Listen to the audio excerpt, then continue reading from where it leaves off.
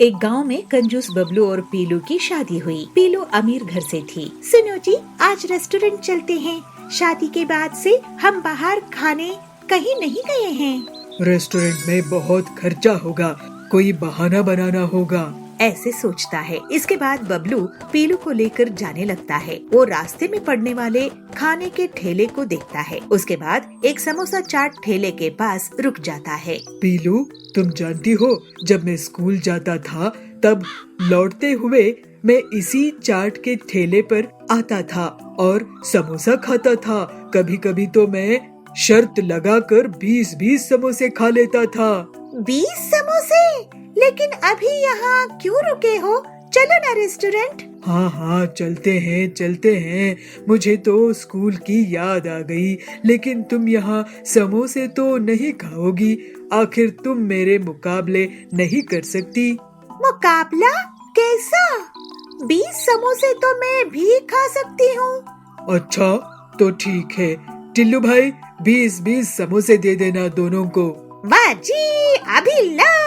ऐसे ही दोनों समोसे खाने लगते हैं, लेकिन पीलू 5 समोसे खाकर थक जाती है और बबलू खुश हो जाता है। अरे, तुम तो 5 में ही रुक गई। चलो अब रेस्टोरेंट चलते हैं। नहीं, मेरा पेट तो भर गया, अब घर चलो।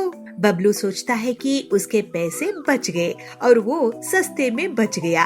अगले दिन बबलू पैसे बचाने से खुश होकर अपने दोस्त से बात कर रहा था। अरे कालू, क्यों परेशान लग रहा है भाई? अरे क्या बताऊं भाई, मेरी पत्नी रोज रोज बाहर खाना खाने के लिए ले जाओ ऐसे कहती रहती है। अरे भाई, मैं अपनी बीवी को ऐसे उल्लू बनाया, झूठी शर्त लगाकर उसका पेट भर दिया और रेस्टोरेंट जाने से बच गया। ये बात पीलू सुन लेती है।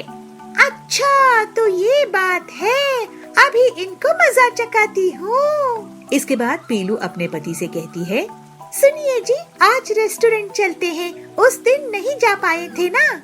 अरे, आज फिर कोई बहाना बनाना पड़ेगा। रास्ते में पीलू एक पानी पूरी की दुकान में रुक जाती है। मुझे पता चला है कि अगर कोई 100 पानी पूरी खाएगा तो उसे एक ट्रैवल कंपनी विदेश घूमने का पैसा देगी। मैं तो कहती हूँ, छोड़िए रेस्टोरेंट को और यही पानी पूरी खा लो। आप वैसे भी 20 समोसा खा ही लेते हो, 100 पानी पूरी में आपका क्या बिगड़ेगा? क्योंकि मैं तो स्कूल के दिनों में 50 पानी पूरी खा लेती थी। अरे वाह, तो रेस्टोरेंट जाने की जरूरत नहीं है। ठीक है, मैं तुम्हारे लिए 100 पानी पूरी खा लूँगा।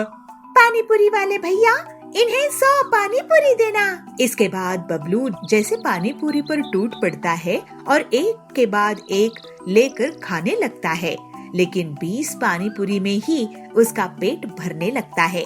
लेकिन मुफ्त के लालच में वो पानी पूरी खाता जाता है। बस पीलू, बस, मैं तो गले तक पानी पूरी खा चुका हूँ, अब मुझसे नहीं खाया जाएगा। अरे, लेकिन अभी तो आपने बस 80 ही खाए हैं, 20 और खाने बाकी है।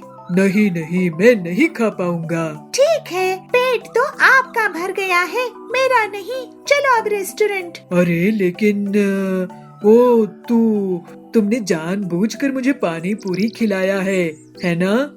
हाँ, आपकी कंजूसी पकड़ी गई। आप झूठ बोलकर पैसे बचाते हो, वो भी अपनी पत्नी से। देखिए, मैं फालतू के खर्चे नहीं करती, बस आपके साथ टाइम बिताने के लिए आपके साथ रेस्टोरेंट जाना चाहती थी। मुझे माफ कर दो पीलू, अब से मैं तुमसे कंजूसी नहीं करूँगा। इसके बाद दोनों पति पत्नी बहुत खुशी खुशी रहने लगते हैं। बबलू रहता था। वो हर रोज हलवाई के यहाँ से गणेश जी के लिए लड्डू खरीदता था। हरिया काका, 2 लड्डू पैक कर दो। ये ले बबलू, 2 लड्डू। लेकिन तुम हर रोज सिर्फ 2 लड्डू ही क्यों भोग में लगाते हो गणेश जी को?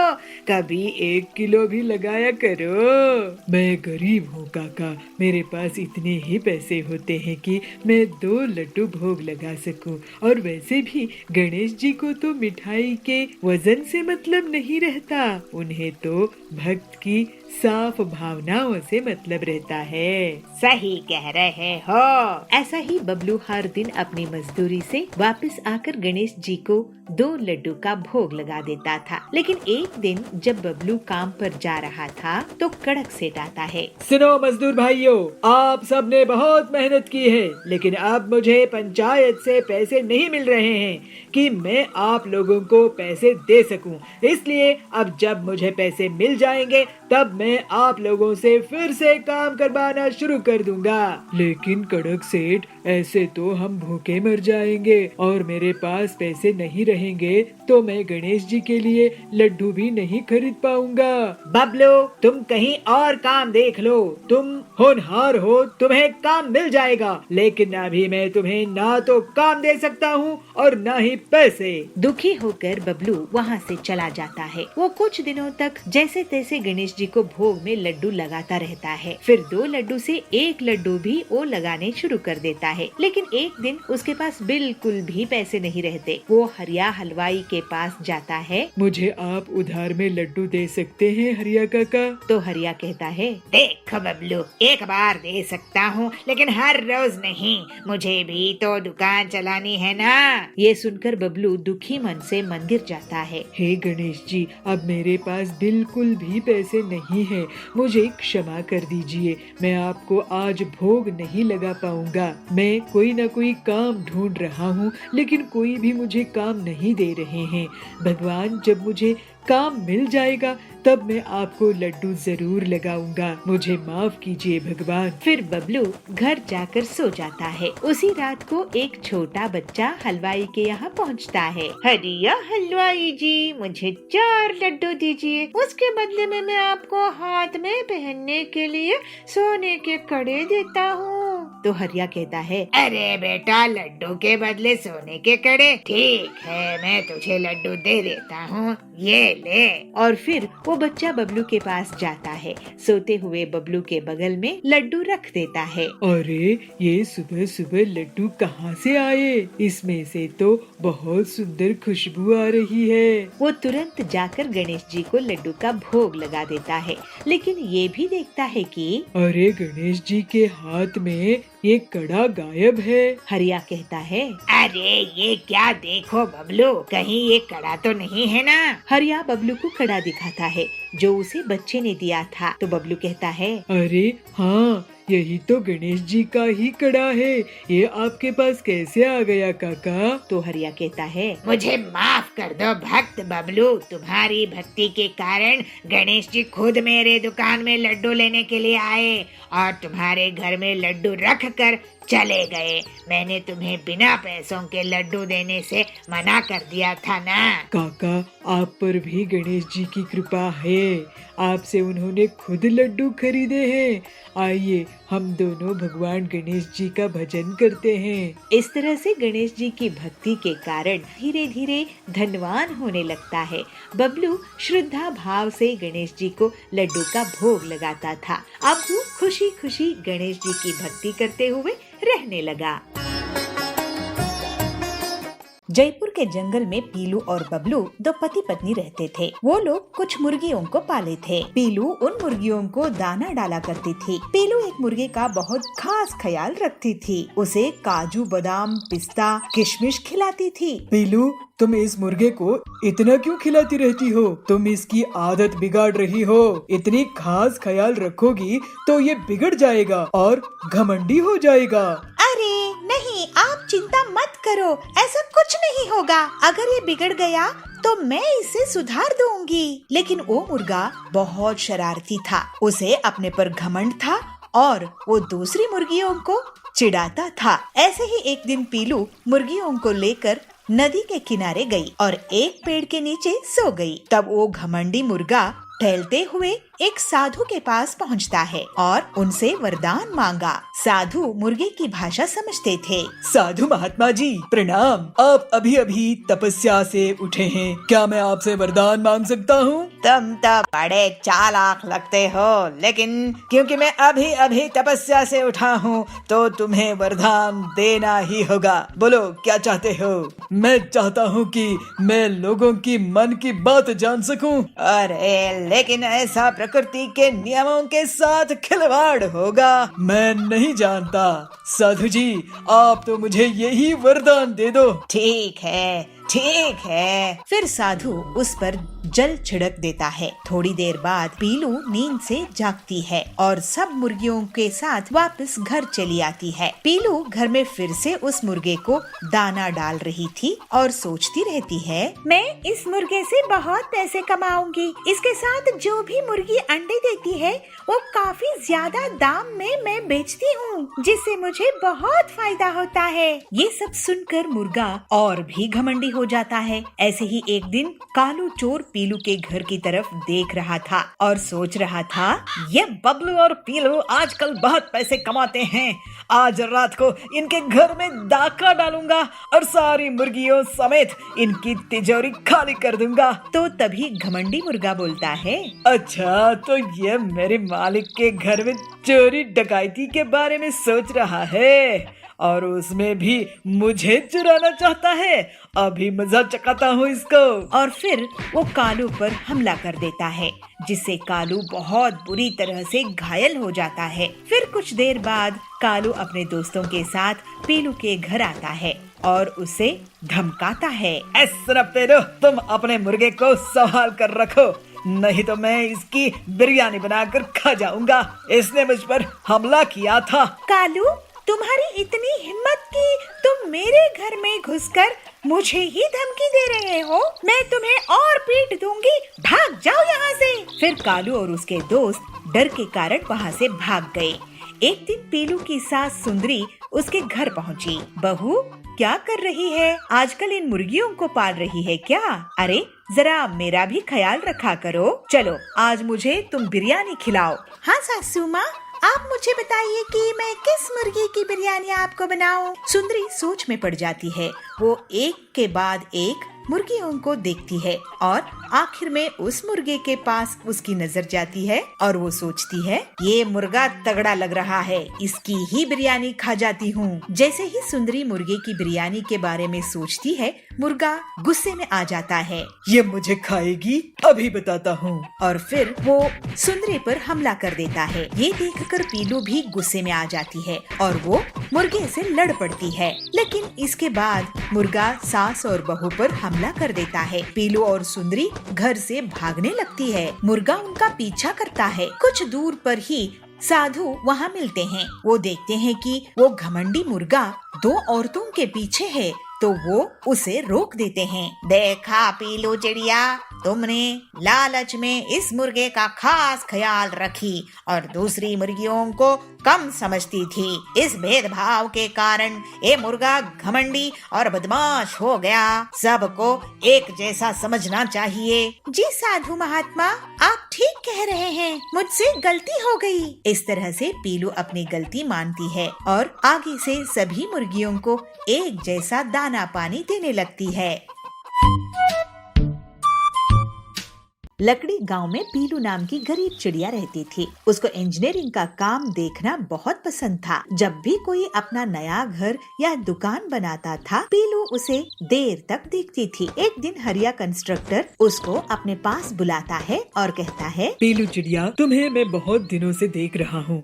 तुम हमेशा कंस्ट्रक्शन की जगह पहुँच जाती हो, क्यों? तुम्हें मजदूरी का काम चाहिए? हरिया काका, मैं गरीब हूँ, लेकिन मैं यहाँ मजदूरी के लिए नहीं आई हूँ। मुझे भी ऐसे ही घर बनाना है। अब मैं देख देख कर घर बनाना सीख गई हूँ। तुम गरीब लोग थोड़ी सी चीज क्या जान लेते हो, अपने आप को पता नहीं क्या समझने लगते हो। पता है ना, कंस्ट्रक्शन के सामान जैसे ईंट, सीमेंट, लोहे के रॉड्स कितने महंगे आते हैं। अब जाओ यहाँ से और आगे से कंस्ट्रक्शन साइट में दिखना नहीं। नाराज नहीं होइए हरिया काका, मैंने आपसे ही ये सब सीखी हूँ। आप एक दिन मुझ पर गर्व करेंगे। ऐसा कहकर पीलू अपने घर चली जाती है। उसके घर में बीमार पिता टिल्लू और बूढ़ी माँ बबली रहते थे। पीलू कहाँ चली गई थी? अरे कहीं मजदूरी कर, कुछ काम कर। घर की हालात कितनी खराब है। अभी कड़क सेठ आए थे और घर खाली करवाने की धमकी देकर गए हैं। अगर हमने उन्हें किराया नहीं दिया तो हम बेघर हो जाएंगे। माँ, तुम चिंता मत करो, मैं कुछ ना कुछ करती हूँ। फिर पीलू सोच में पड़ जाती है कि वो अपना घर कैसे बनाए, क्योंकि कंस्ट्रक्शन के सामान खरीदना उसकी हैसियत के बाहर था। मैं कंक्रीट के घर नहीं बनाऊंगी, मैं इको फ्रेंडली बैम्बू का घर बनाऊंगी। फिर पीलू जंगल में बैम्बू ढूंढने निकल जाती है और उसे एक जगह बहुत से बम्बू मिल जाते हैं। पीलू उन्हें काट कर एक खाली जगह इकट्ठा कर लेती है। इसके बाद पीलू एक एक बम्बू को जोड़ जोड़ कर एक घर तैयार करने लगती है और 2 ही दिनों में वो एक छोटा सा घर तैयार करने। फिर पीलू उस घर को हरिया काका को दिखाती है। हरिया काका, कैसा लगा आपको मेरा ये बम्बू का घर? पीलू, तुम तो बहुत ही तेज दिमाग की हो, लेकिन ये तुम घर बेचोगी किसको? काका, ये घर मैं अपने माता पिता के लिए बनाई हूँ। हमारे पास किराया देने के लिए पैसा नहीं है, हमें अपना किराए का घर खाली करना पड़ेगा। मैं तुम्हारा ये बम्बू का घर बिकवा दूंगा, तुम ऐसे ही और भी घर बनाओ, इससे तुम उधार खत्म कर सकोगी। नहीं तो एक घर बनाकर उसी में रहने से तुम्हें कुछ पैसे नहीं मिलेंगे। तुम्हारी जब कमाई ही नहीं होगी तो तुम आगे जीवन में क्या करोगी? हाँ काका, आप सही कह रहे हैं। आपकी मदद के लिए शुक्रिया।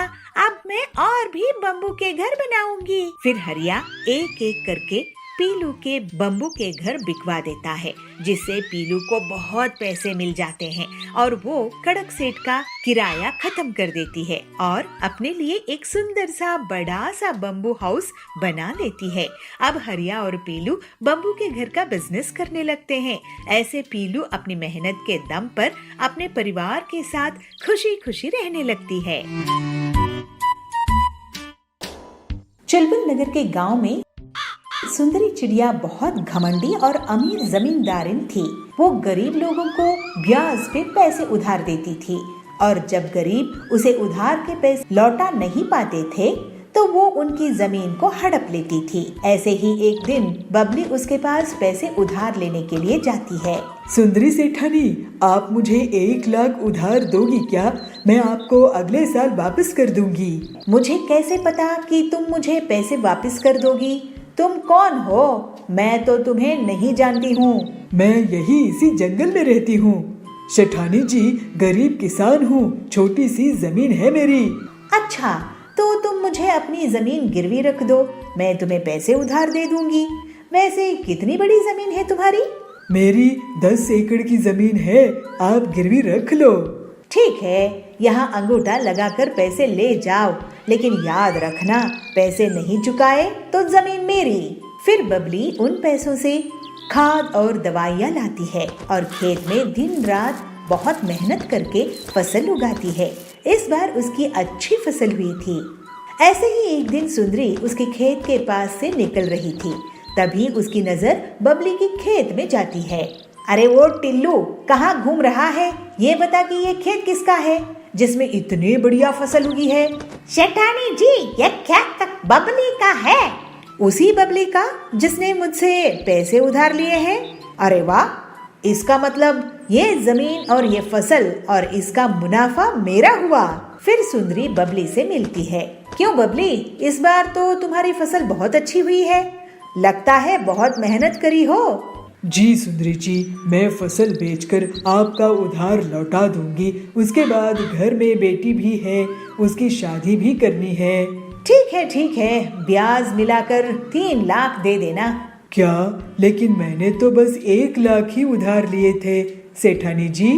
हाँ, तो ब्याज चढ़ा के और 2 लाख हो गए हैं। तुम अनपढ़ गंवार लोग कुछ नहीं समझते। ये तो अन्याय है सुंदरी जी। फालतू की बात मत कर, नहीं तो मैं तुझे घर में भी नहीं रहने दूंगी। मैं आपके पैसे नहीं चुका पाऊंगी। नहीं, आप मेरी जमीन ही रख लो। शाम में बबली अपने घर आई और अपनी बेटी पीलू को रोते रोते सब कुछ बता दी। मैं उस लालची सेठानी को देखती हूँ, वो अपने आप को क्या समझती है। आप चिंता मत करो माँ, अब मैं उससे सभी चिड़ियों की हड़पी हुई जमीन वापस करवाऊंगी। पीलू अपनी सहेली हरी तोती के साथ एक प्लान बनाती है। दोनों सहेलियां एक छोटी सी खेत की जमीन में एक नकली पेड़ लगाती है और फिर उस पेड़ को लाल रंग से रंग देती है।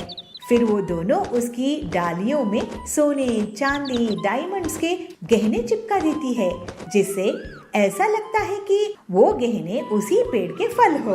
अब आएगा मजा, लालची सुंदरी कैसे फंसेगी देखना। इसके बाद पीलू चिड़िया हरी तोती के साथ जानबूझकर सुंदरी के पीछे जोर जोर से बातें करती है। अरे तूने देखी क्या उस लाल पेड़ को जो उस खेत में उगा है? उसमें से फल की जगह गहने उग रहे हैं। नहीं तो चल दिखा मुझे। ये सुनकर सुंदरी पीलू और हरी के पीछा करने लगती है। जब वो दोनों खेत पहुंचते हैं तो अरे क्या ये असली सोने जवाहरात है? सेठानी जी आप कब आ गई यहाँ? खैर हमने तो हीरे जवाहरात कभी नहीं देखे हैं, आप खुद ही देख लो कि सोना चांदी हीरा असली है कि नहीं। वैसे सेठानी जी आपको बता दूं कि कल बहुत बड़े जमींदार आ रहे हैं जो इस जमीन को खरीद लेंगे, इसके साथ ये पेड़ भी। ऐसा क्या? तो एक बार मुझे इसके गहने दिखाओ। फिर पीलू और हरी तोती गहने दिखाते हैं।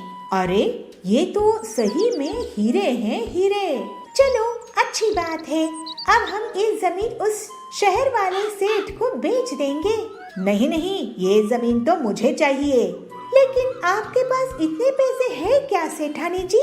अरे पीलू तुम गरीब लोग गरीब ही सोचोगे, इसके लिए तो मैं अपनी पूरी जमीन जायदाद बेच दूंगी, लेकिन मैं इस पेड़ की जमीन को खरीद के ही रहूंगी। ठीक है तो फिर सौदा पक्का, आपकी पूरी संपत्ति के बदले में ये जमीन।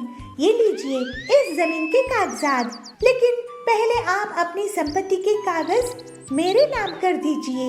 फिर सुंदरी अपनी पूरी संपत्ति, जमीन, जायदाद, गाड़ियाँ, हवेली पीलू के नाम कर देती है और उस छोटी सी पेड़ वाली जमीन को बदले में ले लेती है। अगले दिन कुछ लोग उस पेड़ के पास इकट्ठा होते हैं। क्यों गरीब लोग, कैसा लगा मेरा ये गहनों का पेड़? जरा हमें भी दिखाना गहने सेठानी जी। ये देखो। फिर सुंदरी उन्हें गहने दिखाती है। तभी टिल्लू के बगल में खड़े हुए पक्षी के हाथ से उस हार में पानी गिर जाता है और उसका सुनहरा रंग मिट जाता है। अरे ये क्या, पीलू मुझे लूट ली, बर्बाद कर दी। ये तो नकली लोहे की चेन है जिस पर सोने का नकली रंग लगा हुआ था। इस तरह से सुंदरी को उसकी धोखाधड़ी की सजा मिल जाती है और पीलू की मदद से बबली और बाकी जंगल के पक्षियों को उनकी लूटी हुई जमीन वापस मिल जाती है। फिर सब खुशी खुशी रहने लगते हैं। बालापुर में टिल्लू चिड़ा एक गरीब नाई था। वो लोगों का हेयर कट करता था और पैसे कमाकर घर चलाता था। टिल्लू अपने बेटे और बहू के साथ रहता था। उसका बेटा बंटी इस काम को बिल्कुल भी पसंद नहीं करता था। उसे शहर जाकर कोई कारोबार करना था। एक दिन टिल्लू का एक्सीडेंट हो जाता है। वो बंटी को बुलाकर कहता है, बेटा बंटी, हम खानदानी हेयर कट कर रहे हैं। मेरे पिताजी और मैं अपने घर के लिए रोटी इसी काम को करते हुए कमाए हैं। अब तू ही है जो ये बात नहीं समझता। मैं कितने दिन हूँ मुझे पता नहीं, इसलिए मैं तुझे एक चीज देना चाहता हूँ। ये ले, ये है वो कैंची जिसे हम सब कटिंग करते थे। ये रख और काम कर। क्या पिताजी, आपको जायदाद के नाम पर ये कैंची ही मिली थी? पता नहीं आप मुझे कभी समझ पाएंगे कि नहीं। मैं इस काम से नफरत करता हूँ। मैं कभी भी इस कैंची को नहीं इस्तेमाल करूँगा। अरे आप अपने पिताजी से ऐसे कैसे बात कर सकते हो? जब आपकी आमदनी नहीं थी तब इनकी मेहनत से ही घर का पूरा खर्चा चला है। आप इनसे माफी मांगिए। पिताजी मुझे माफ कर दो। इसके बाद कुछ दिनों में ही टिल्लू परलोक सिधार जाता है। ये लीजिए पिताजी की कैंची, अब इससे काम शुरू कीजिए। नहीं नहीं, मैं किसी का हेयर कट नहीं करूँगा। तो फिर आप अपने पिताजी को दिया वचन नहीं निभाओगे और घर का खर्च कैसे चलेगा? आप क्या चाहते हैं कि हम सब भूखे ही मर जाएं? अरे तुम क्या बकवास कर रही हो? मैं काम करने से तो मना नहीं कर रहा हूँ ना। हाँ, तो फिर इस कैंची का इस्तेमाल करो और काम करो। बंटी जबरदस्ती लोगों की हेयर कटिंग शुरू कर देता है, लेकिन उसका मन नहीं लगता था। इस वजह से गड़बड़ हेयर कट करने लगता है। लोग उस पर गुस्सा करने लगते हैं। एक दिन परेशान होकर बंटी जंगल में जा रहा था, तभी उसको साधु दिखते हैं। वो बहुत भूखे होते हैं। बंटी उन्हें कुछ सेब खिला देता है। साधु जी, मेरा काम में मन नहीं लगता, क्या करूं? मेरे आशीर्वाद से तुम्हारा काम अपने आप हो जाएगा। इसके बाद बंटी अपनी हेयर कटिंग की दुकान में जाता है और लोगों की कटिंग करने के लिए जैसे ही अपने पिताजी की कैंची उठाता है, वो कैंची साधु के आशीर्वाद से अपने आप हेयर कटिंग करने लगती है और जल्दी ही वो बहुत फेमस हो जाता है। वाह जी, आप तो बहुत ही कमाल के काम करने लगे हो। मैंने तो सोचा भी नहीं था। तुम जानती हो पीलू, ये साधु महाराज के आशीर्वाद से हुई है। अब हम ना एक बड़ा घर खरीदेंगे। वाह जी।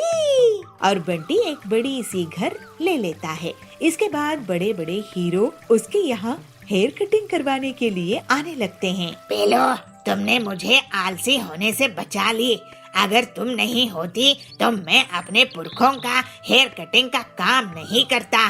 तुम्हारे कारण ही मैं इतनी तरक्की कर पाया हूँ। बड़ों का कहना मानना चाहिए जी, आपने भी वही किया। इस तरह से पीलू और बंटी खुशी खुशी रहने लगे।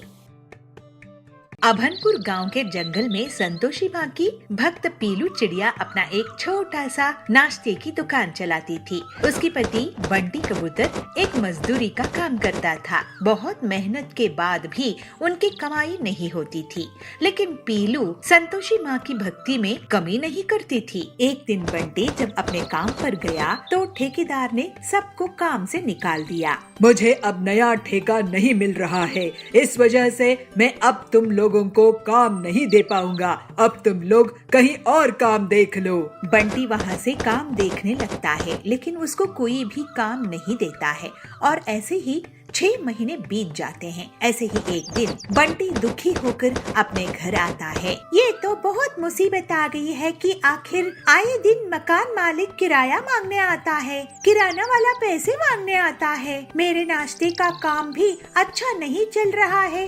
बहुत बड़ी मुसीबत आ गई है। संतोषी माँ के लिए मुझे खीर पूरी और लाल साड़ी का भोग लगाना था, लेकिन पता नहीं कब मैं ऐसा कर पाऊंगी। हे संतोषी माँ, आप ही दया करो। पीलू संतोषी माँ का व्रत रखती है और उनसे कहती है, हे संतोषी माँ, मैं आपसे बस आपकी सेवा के लिए इतना मांग रही हूँ कि मैं आपको हलवा पूरी का भोग लगा सकूं और लाल साड़ी भेंट कर सकूं। मुझे पता है कि आप सब जानती है कि आपकी ये बेटी किस मुसीबत में है। उस रात पीलू को संतोषी माँ उसको नींद में दर्शन देती है। बेटी, तुमने बहुत कष्ट सही है, लेकिन मेरी भक्ति नहीं छोड़ी। मैं तेरे व्रत से बहुत खुश हूँ और अब डर मत, क्योंकि अब तेरे सारे दुख दूर होने वाले हैं। तुझे एक मदद मिलेगी। और फिर माँ अंतर ध्यान हो जाती है। अरे, मुझे संतोषी माँ ने खुद दर्शन दिए। जय संतोषी माँ, जय जय संतोषी माँ। उस दिन काम की तलाश में बंटी हरिया तोता के पास जाता है। हरिया काका, मुझे कुछ काम दे दो, मेरे घर की बहुत बुरी हालत है। क्या हुआ बंटी, तुम तो बहुत कमजोर लग रहे हो। बंटी उन्हें पूरी बात बताता है। हमारे लिए घर का खर्च भी निकालना मुश्किल हो रहा है। लेकिन बंटी, मैं तुम्हें क्या काम दे सकता हूँ? कोई भी काम दे दो काका, आजकल तो मशीन का जमाना है, हाथ से तो कोई काम ही नहीं होता है। पीलू बेटी को क्या क्या आता है ये बताओ मुझे। अचार पापड़ बना सकती है क्या? हाँ, पापड़ बना लेती है, लेकिन क्यों? मैं ऐसा कर सकता हूँ कि मैं पीलू बेटी के लिए पापड़ बनाने की ऑटोमेटिक मशीन बना कर दे सकता हूँ। इससे तुम्हारी परमानेंट आमदनी शुरू हो जाएगी। अगर आप ऐसा कर देंगे हरिया काका तो कमाल हो जाएगा। आपने तो हमारी मुसीबत ही हल कर दी। पीलू जरूर ये सुनकर खुश हो जाएगी। बंटी पीलू को एक खबर देता है। मुझे संतोषी संतोषी माँ ने दर्शन देकर आशीर्वाद दी थी। उनका आशीर्वाद खाली नहीं गया। फिर थोड़े दिनों में हरिया ऑटोमेटिक पापड़ बनाने की मशीन तैयार कर देता है। पीलू संतोषी माता की आशीर्वाद लेती है और काम शुरू कर देती है और अपनी पापड़ की दुकान चला देती है। उसकी दुकान में सुंदरी सेठानी आती है। पीलू, तुम्हारी ये नायाब पापड़ मशीन तो मैंने कभी नहीं देखी। सब संतोषी माता की दया है सुंदरी जी। मेरे पास अलग अलग तरह के पापड़ है। ठीक है, मुझे 2 किलो मिक्स पापड़ पैक कर दो। और एक के बाद एक ग्राहक पीलू की दुकान में मशीन के पापड़ खरीदने के लिए आने लगते हैं। अब पीलू बहन, तुम्हारे पापड़ तो लाजवाब हैं। मेरी सहेली को भी बहुत पसंद आए। ऐसा करो, 5 किलो पापड़ दे दो। जय संतोषी माँ। बबली बहन, आप बहुत अच्छी है, ये लीजिए। और जल्दी ही पीलू को फायदा होना शुरू हो जाता है। बंटी भी उसका साथ देता था और बड़े बड़े ऑर्डर्स लेकर आता था। इस तरह से संतोषी माँ के आशीर्वाद से उनका जीवन सरल हो जाता है। संतोषी माँ, आज मैं आपके लिए हलवा पूड़ी और लाल साड़ी लाई हूँ और मैं गरीब महिलाओं को भी प्रसाद और साड़ी दूंगी। जय संतोषी माँ। जय जय संतोषी माँ। जय संतोषी माँ।